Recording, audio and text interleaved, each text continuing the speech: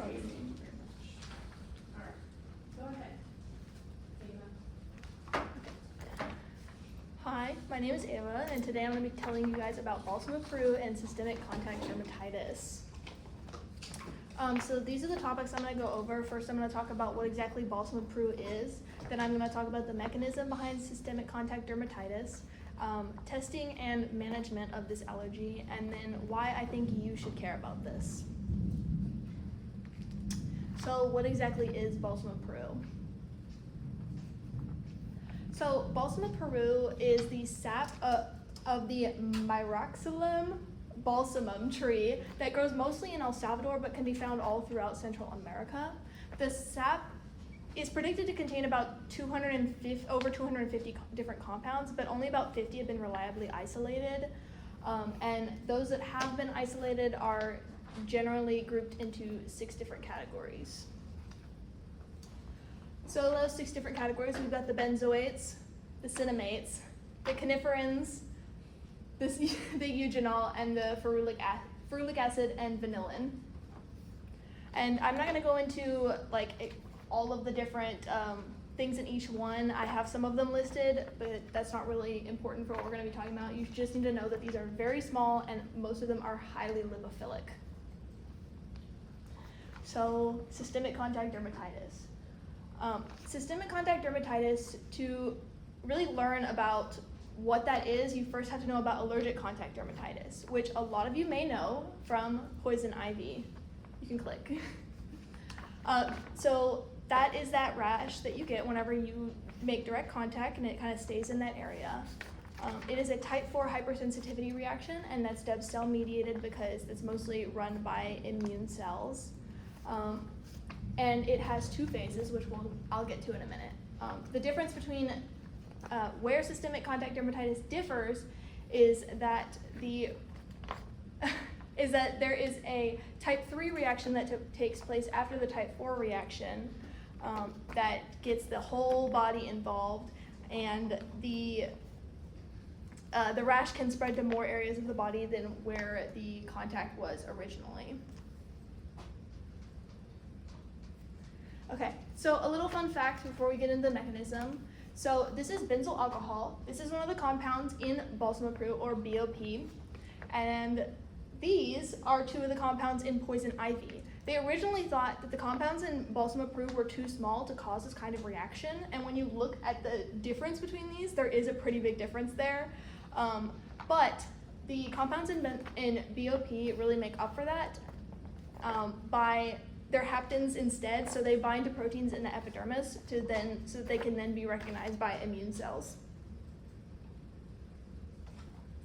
So the first phase of a type 4 reaction is a sensitization phase, and that is when BOP penetrates the stratum corneum and binds nonspecifically to a protein in the epidermis. The dendritic Langerhans cells then take up that protein and display it on their cell surface. The Langerhans cells that are displaying the protein then travel to the lymph nodes, where there the complex is, you can click, is presented to naive CD4+ and CD8+ cells. Those that have matching receptors become memory T cells, leave the lymph node, and proliferate. So the sensitization phase ends with the formation of those memory T cells. And in allergic contact dermatitis, that phase usually lasts about 10 to 15 days. But in systemic contact dermatitis, sensitization generally takes years upon years of repeated exposure to the same compound. So the second phase of type 4 reactions, the elicitation phase, it starts off the same. It will begin right after re-exposure. So BOP penetrates the skin, binds to a protein, and then is taken up by the Langerhans cells.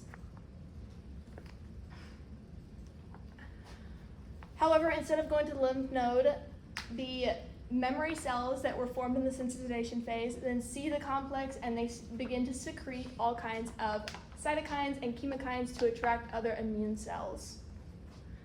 The first cells that appear are the CD8+ cells, and those are cytotoxic towards the keratinocytes in the epidermis, so that makes it easier for BOP to penetrate deeper into the skin. The perforin released by the CD8 plus cells also attracts monocytes and granulocytes into the area. Click. After about 24 to 48 hours, specialized CD4 plus cells start to downregulate inflammation to avoid further tissue damage. So all of that was type 4 reaction that occurs in both allergic and systemic contact dermatitis. So looking at type 3, the biggest difference here is that it can be triggered by both cutaneous and non-cutaneous exposure to the previously sensitized hapten. And non-cutaneous exposure can look like percutaneous exposure, which think needles, injections, intravenous, oral, and inhalation exposure. So in a type 3 reaction, BOP gets into the blood, forms an antigen-antibody complex, and transfer proteins like albumin and transferrin carry the complex around the body and then deposit it in tissues. When that complex accumulates, it triggers a reaction similar to the type 4 reaction. And since the inflammatory cells tend to kind of stay in the skin for a little while afterwards, those areas of previous reaction are more easily reactivated. So when somebody with this allergy, say, ingests something, it will the symptoms will appear in the same spots pretty much every time. So, testing and management. When it comes to diagnosis, the main form of diagnosis is patch testing, and there are a lot of comprehensive panels and just basic screening for contact allergens include BOP, so those are relatively easy to obtain, and ones for the specific compounds in BOP do exist, but they are very uncommon and very difficult to get. Can you try clicking on the things on the right side? I don't know if it's gonna work. Yeah. Okay, whatever. Okay, how many of you see something on that side of the screen that you either eat or use? So unfortunately, with this allergy, the only way to manage it is to avoid everything that you're allergic to, which is almost everything.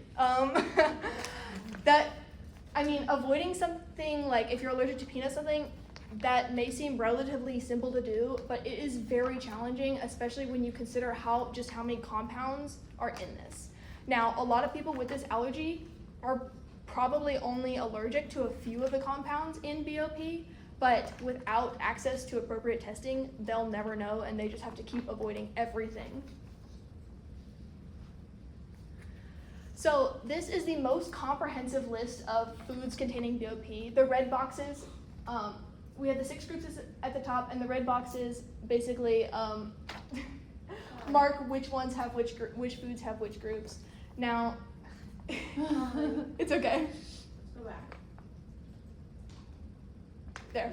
Okay, so you kind of look at all of these things, you'll probably notice there are a lot of spices, fruits, vegetables, a lot of different types of alcohol on here, that sort of thing. There is a lot of different stuff on here, and this is just food. So basically, if you don't have access to that testing to figure out which individual compounds you are allergic to, you're going to have to avoid all of this and more. Okay, so why I think you should care about this. You can click. So this is my mom. In 2016, when she was 42 years old, she noticed an itchy rash near her ankle, and it wouldn't go away, and it started to spread, so she went to go see her allergist. You can click. Her allergist administered this base series of patch tests, and this is very, very similar to what most people being tested for BOP or other contact allergies would get. You can click. The patches are applied on a Monday, and the reactions were graded twice. So these columns are the readings from the first day, which is about 48 hours after application. You can click again. And these ones are from the second read, which is about 48 hours after the first. Click one more time. There we go. In this case, a 1 indicates a severe reaction, and a 6 indicates no reaction. One more time. Okay, so let's look at, that's okay. Well, we'll look at those two, if you saw them. We'll look at those two tests particularly. So first off, she tested positive to these two things here, one of which is fragrance mix. Now, fragrance mix is one of 2 mixes that is used for exactly what it sounds like, fragrance, and all sorts of things. And this is significant because the compounds in fragrance mix overlap heavily with those in BOP, especially in the eugenol and cinnamate groups. Now, interestingly enough, despite her severe reaction to fragrance mix, she did not react at all to Balsam of Peru. Now, it's important to remember here that for a lot of people, this is where their diagnostic journey would stop. They would get handed these results, maybe a flyer on avoidance diets, and be sent on their way, and a lot of them never find relief. My mom, however, was extremely lucky, and after her allergist gave her these results, she referred her to Dr. Kata, who is a dermatologist in the Houston area and is as close as you can be to an expert in Balsam of Peru and systemic contact dermatitis. In January of 2017, my mom went through another round of patch tests, this time for individual compounds, and these are some of the relevant results from that series. In this case, 1+ is least severe and 4+ is most severe. This time, she tested positive for both BOP and fragrance mix sensitivities, and that makes sense considering she tested positive for cinnamol alcohol and isoeugenol, which both are present in both of those mixes. But why didn't she react to BOP during the first patch test? Well, unfortunately, a lot of the compounds in BOP tend to degrade really quickly over time, and so that means that if the actual proportions of each compound in a sample varies by age. So it's possible that the first sample she was tested with was so old that the compounds that she reacted to were just no longer present in it. And that's a really big drawback when it comes to patch testing for BOP. So my mom's diagnosis meant major lifestyle changes for not only her, but my entire family. As far as food goes, because she cannot have tomatoes, she cannot have regular pizza, she cannot have salsa, unless it's the green salsa, and she cannot have most barbecue sauces because a lot of them are ketchup based, so that kind of limits her. As well, she has a lot of spice limitations, and which may seem easy, like whenever we're cooking at home, my dad will just use a lot of salt, pepper, and garlic now. Those are like our trifecta that we can use for her.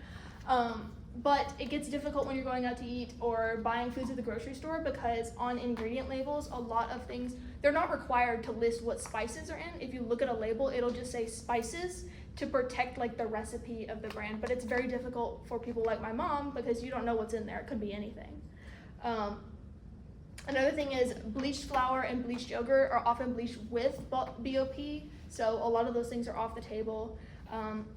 Yeah, and she had to give up wine and tea to some degree. Now, for cosmetics, those are another big one. She can't use anything with fragrance, obviously, and mostly anything that's water-based, like creams or anything like that, use benzoates as a preservative, so those are off the table as well.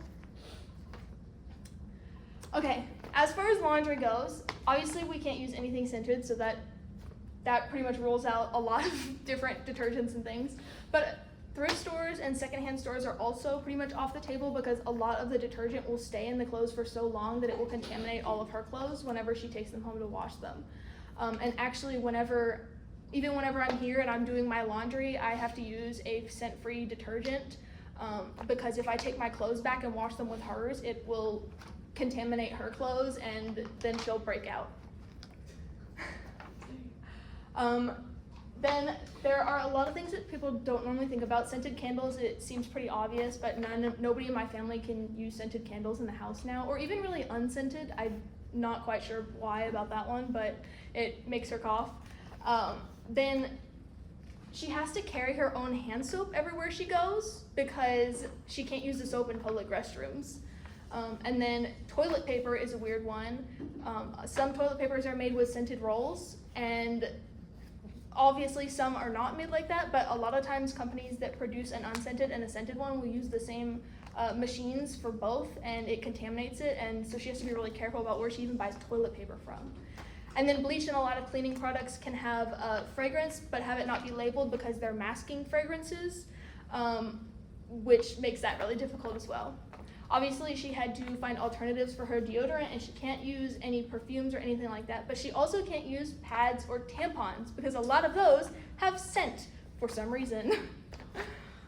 And then these are the ones that really hurt me the most, but My mom makes the best cinnamon rolls every Christmas, and it's only on Christmas Day. And so whenever she got diagnosed, she was amazing enough to keep making them for me and my sister, but she has to make her own batch without cinnamon. Don't ask me what they taste like. I don't know. She's very protective of them. Then we like to have apple pie, but we can't make it with cinnamon anymore, which is very sad. But probably the biggest thing I've seen her struggle with most recently is church. My family is Catholic, and Catholic churches tend to use a lot of incense, especially on holidays, and incense is not safe for her. So she tries to sit towards the back of the church where it won't reach her, but there have been times where that hasn't been good enough and she hasn't been able to go, or she's had to leave halfway through. We've lost a few family members this year, and as a result, my mom has been sort of like renewing her faith in a way, and it's just been, it really sucks that she has to feel unsafe in a place that is supposed to provide such like comfort and healing. Yeah, so I know y'all are probably hearing all this and trying to make yourselves feel better because you've never heard about this, and so it can't be that common, right? But actually, about 8% of all people that get that baseline test that I was talking about test positive for some sort of BOP reaction, and that extends to age. 9% of those 70 and up test positive, and if we go back to that sensitization phase about it taking years and years and years to become sensitive, that's where we get that the prevalence increases with age, and as you're exposed more and more and more, and that exposure can come from food, cosmetics, hobbies, but also occupations. The three most common categories of occupations that seem to be at risk are domestic workers, office workers, and healthcare workers. And when you think about it, those are the occupations where you're more likely to be handling a lot of different like cleaning supplies and like hand lotion a lot of office workers like to use, so it's just kind of increasing that exposure. The other thing is gender. 62.3% of all people who have this allergy are women, which is pretty significant. And then also, women's hormones can affect it, because of course they can. Interestingly enough, it has been documented that some women will test positive for this sensitivity and other sensitivities right before their period, but then test negative right after. I mean, I can just imagine how many women have gotten false negatives just because they were tested at the wrong time of the month. On the other hand, oral contraceptive use and menopause can actually make your reactions worse. So once again, let me get the short end of the stick. So that's all I've got. Big things, it has over 250 compounds divided into 6 groups. It is a type 4 and type 3 hypersensitivity reaction. Patch testing is the major method of diagnosis. Avoidant lifestyle is the only effective method of management, and any of you could develop this, as far as we know, and women and elderly are most at risk. Thank you. What questions do you have? All right, couple questions real quick. One more question? Come on. Ask her a question. So what kind of rash does your mom like? So if, for instance, she fell off the wagon or something and decided that she wanted to eat something that she wasn't supposed to, how quickly will she break out? It usually takes anywhere from a day to 3. I know she's noted different like reaction times based on what it is, and for the most part, if she stays away from everything she's allergic to, she can have little bits of what she's allergic to and like not break out as bad. It's really just whenever she's having it every day that she breaks out really bad. Yeah. You said that like any one of us could get it. How do we not get it? Like, how do we, I how mean, do we avoid it? 'Cause there's I not- I don't want any Yeah, part of I there's, don't want it. yes, that's exactly my thought. that. There's not there's not a whole lot of research onto this in general, especially like Balsam Peru as a whole, and then also just systemic contact dermatitis. All of it is very new and very like down low. So there's not like any research, but I would say just limiting your exposure, which really sucks because like everything we use has this stuff in it. And so it'd be like completely changing your lifestyle preemptively. I did look into like the genetic factor a little bit, but that was so much, and it's really just like pointing out 100 genes right now and being like, it could be this one or it could be this one. So like we theorize that I'm gonna be more likely to develop it because my mom does and because I have a really strong immune system. I'm hoping that's not the case. Me too. What was your question? I was gonna ask like how severe it is. Like, does she have it for like a long time? And like, is she like constantly like, itching, or is it like a? Yeah, so it like really depends on her exposure. If she stays away from most things that she's allergic to, and actually throughout this project, I've been able to help her narrow down where I'm pretty sure that she has most issues with eugenol and ferulic acid. So as long as she stays away from things with those in it, she's relatively clear. She can live a relatively normal life, but that's required great changes. And it's like, even whenever we go stay at family's house and they cook for us, people don't understand. And so it's like, they're like, oh, you can't have tomatoes, but it's like so much more than that. And so if she stays away from all that stuff, she's relatively clear. If she doesn't, she's itching all the time, and it's incredibly, I think she describes it as painful sometimes. So yeah. All right, thank you very much. All right, thank y'all. Good.